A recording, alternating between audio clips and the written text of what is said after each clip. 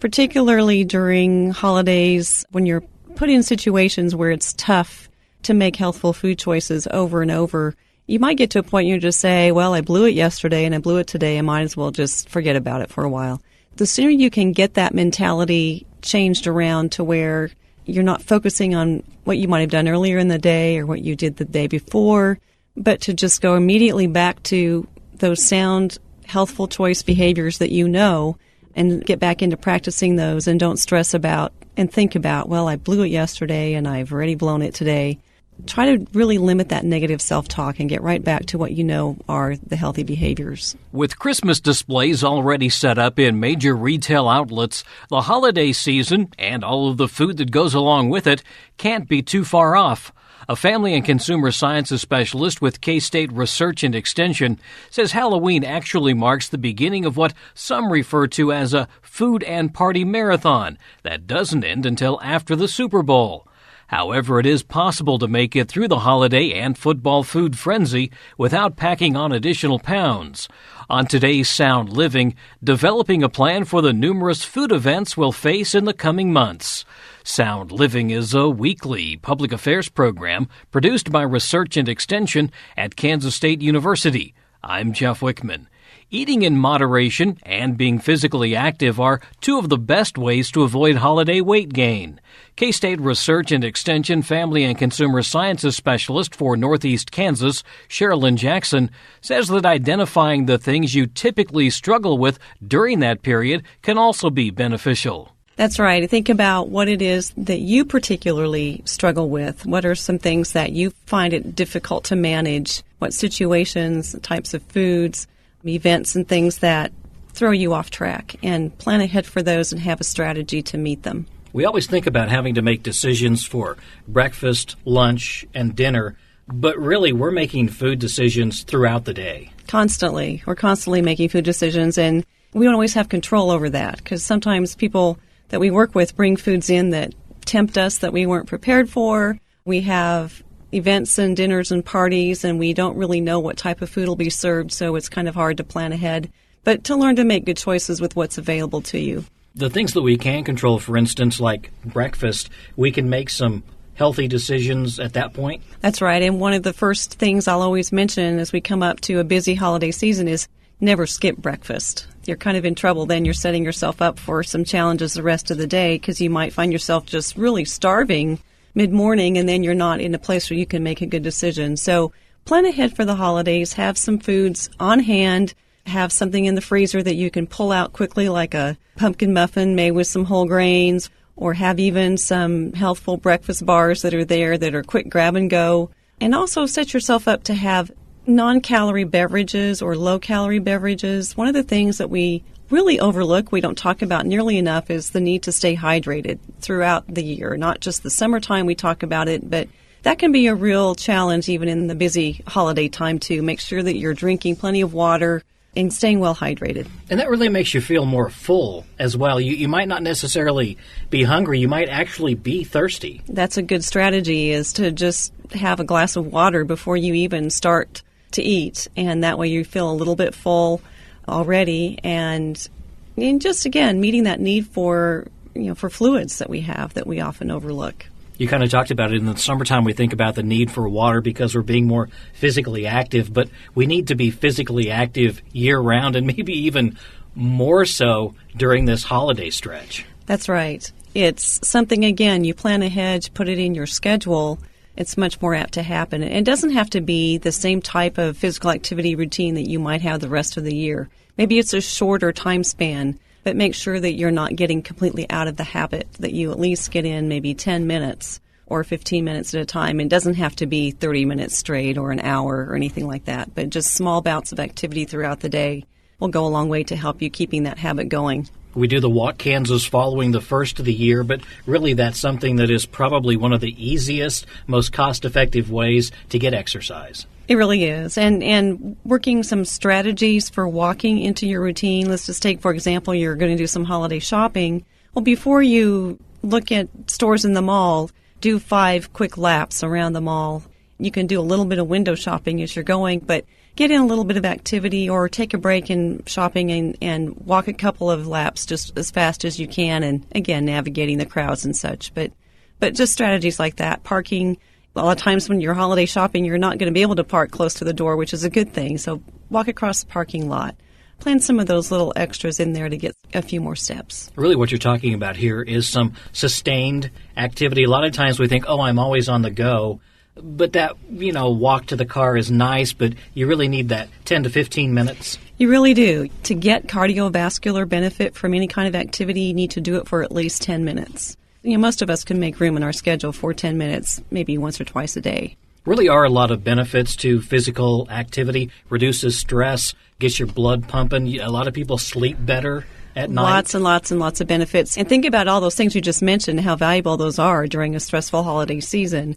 That physical activity can keep you better able to manage those. And one that's really oftentimes overlooked is your outlook on life, your mood. You're in a much better mood when you're physically active. That's something that is really a key and can go a long way to helping you get through a stressful holiday period. There are a lot of food traps during the holidays. What are some ways to cope with some of the things that we'll be running into over the next couple of months? First of all, make sure, again, like I said, you eat breakfast and don't skip meals, even if they're small meals. And if you know that you're going to have a big holiday party to go to in the evening, then plan accordingly the rest of the day. And make sure that in your home or your workplace that you have healthy, quick and easy grab-and-go kinds of foods and snacks available. If it's not there, people can't even make the choice. Have some fruits and vegetables already packaged and washed and prepared and what have you. And also having refillable water bottles ready to go at home is a good plan. And plan ahead, too, and stock your freezer with some meals that can be just pulled out and heated up for your family so that you're not depending on a fast food run or some convenience food that you just pick up. But for holiday parties and dinners, we all struggle with those. And so a plan you can make for yourself is starting with the fresh veggies or things that are lower in calories. And go for the non-calorie beverage first off. And have some water, have iced tea, even a diet soda or something that is non-caloric to begin with. And then really pay attention to the calories that you might consume in other beverages. They add up quickly. And you think about things at the holidays, there's alcoholic beverages, there's eggnog, hot chocolate, what have you, and those can add up really, really quickly. So, again, plan ahead for those. Use a smaller plate whenever you can. That's a strategy that works for a lot of people. Rather than having a really large dinner or platter-sized plate, go with a small plate. And when you can, if you have a buffet, take a look at what's available before you start filling your plate. I think we've all been there when we started filling our plate and realized, there's some really good foods there I would have rather had I known they were on the buffet. So take a scan of that ahead of time. Or just go really light your first time through, and then you can plan for seconds if you haven't overdone it on the first time through. And when you're eating, try to eat slowly. Oftentimes we're just so geared up and we're wanting to eat really fast and get it down. So try to savor each bite. And before you go back for seconds, try to let 10 minutes pass so that your stomach has a chance to signal your brain that you're full, if indeed you are. So that's just a good plan. One of the other things that is helpful is to know that we look forward to desserts or dessert-type foods at the holidays. And rather than trying to stay away from them, think about smaller portions. And we can help each other by cutting dessert portions in half, like cutting a slice of pie in half, and just learning to accept smaller portions. We often hear people talk about, I ate so much, I'm stuffed, I can hardly move. You have a term that kind of goes along with that. What they've done is they've kind of hit that enjoyment curve, and they've gone way overboard. That's right. And an enjoyment curve is really not anything that's research-based or tested in that way, but it just makes really good sense to me and to others. The point where we just keep eating and eating because it tastes so good and we're enjoying it. And then there's a point when we've just gone too far and we've pushed that enjoyment curve to where it's not enjoyable anymore. In fact, you might be miserable. And so to think about that, think about eating your meals based on the enjoyment curve and stopping when it's no longer that enjoyable, it just makes good sense. It might be a strategy that can help people to not overdo it.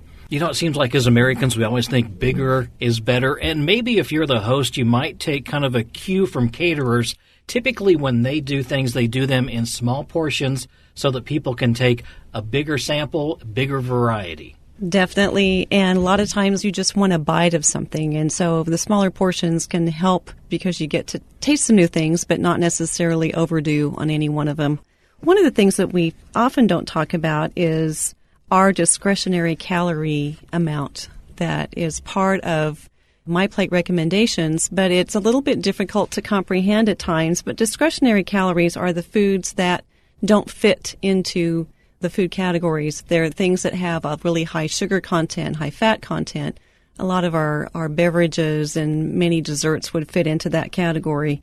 And if you look at the average person that eats 2,000 calories a day, that discretionary calorie budget is around 260 calories. So if you think about that, what can you fit in that's 260 calories or around that? If you think, well, a glass of red wine is about 125 calories.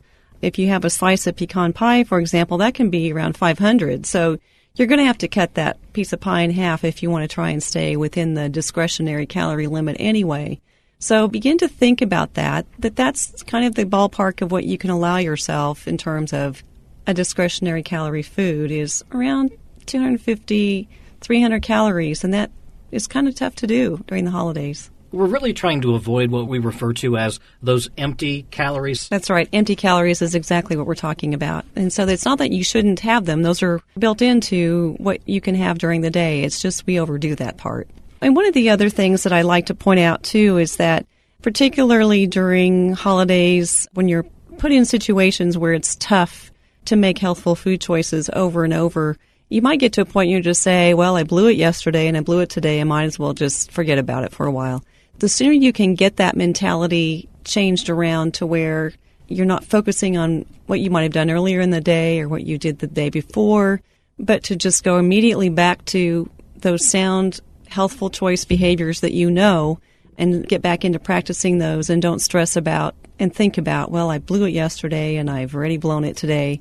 Try to really limit that negative self-talk and get right back to what you know are the healthy behaviors. And when we talk about weight management over a long period, what we're trying to do is really make some lifestyle changes in how we eat, changes in how active we are, changes in, like you said, our moods. Maybe there's a lot that goes into this because there will be some people who will eat more during the holidays simply because they are stressed or they're emotional. A lot of things play into why we eat. Exactly. And for most people, the average American gains 1 to 2 pounds, but a lot of people gain anywhere from 5 to 8 pounds over the holidays.